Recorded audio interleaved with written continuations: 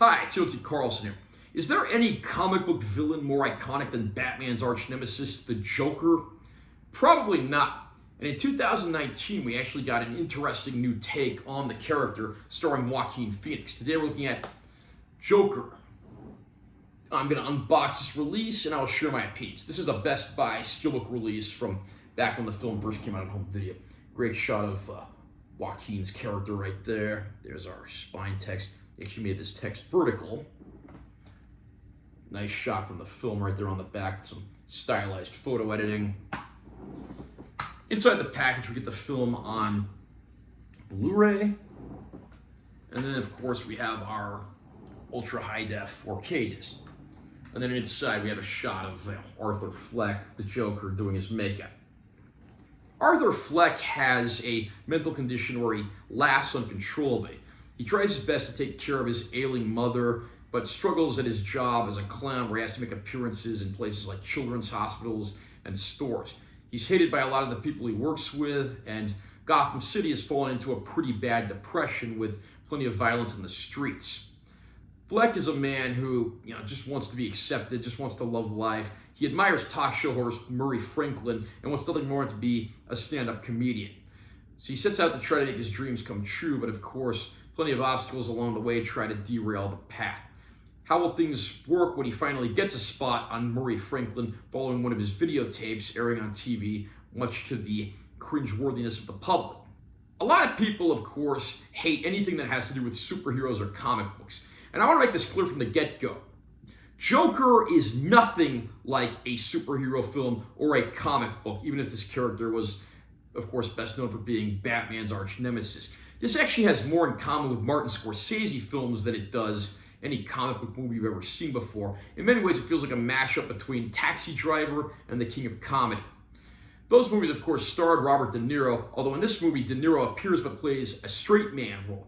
Joaquin Phoenix gives one of the best performances of his career as Arthur Fleck, the ailing, failing comedian who, of course, will one day rise up to become the clown prince of crime in a crime-ridden, recession-struck Gotham City.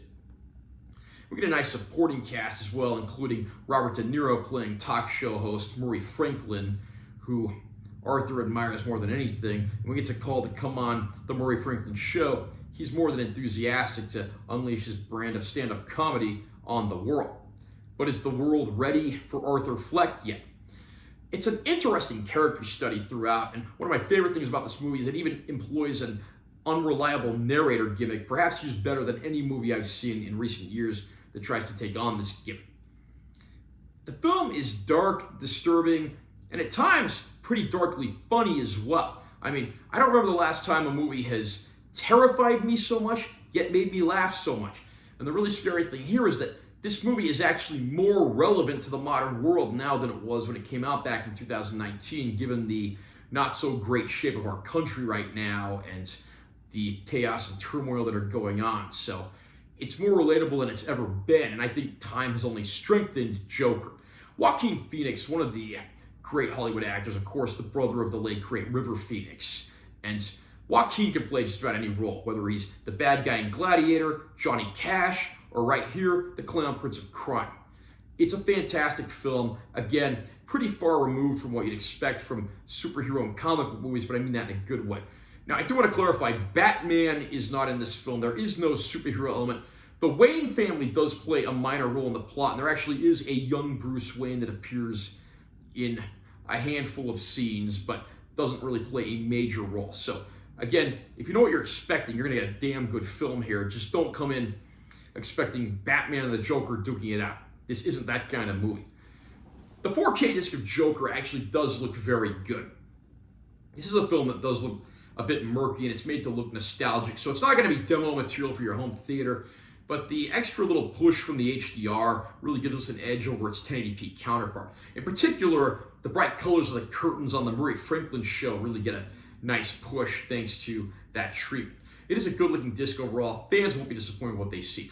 The Blu-ray disc does have a handful of supplements, mainly just like the standard EPK type stuff. Would have been nice to get a little more here in terms of bonus material, but I'm not complaining, and I think fans will want to watch what's on that Blu-ray disc. So if you're a fan of Joker, or you're just curious about this film, by all means, pick up the 4K release and check it out. Just be warned, this is a hard R-rated film, and it's absolutely not for children. How about you? Were you a fan of Joker? You think this is one of the best takes on the Clown Prince of Crime? You think it's one of Joaquin Phoenix's best roles? Comment down below and let me know what you think. Also, remember to subscribe to this channel for more content. I'm always posting new videos, and make sure to hit the like if you found it helpful. I'm Taylor T. Carlson. I'll see you next time.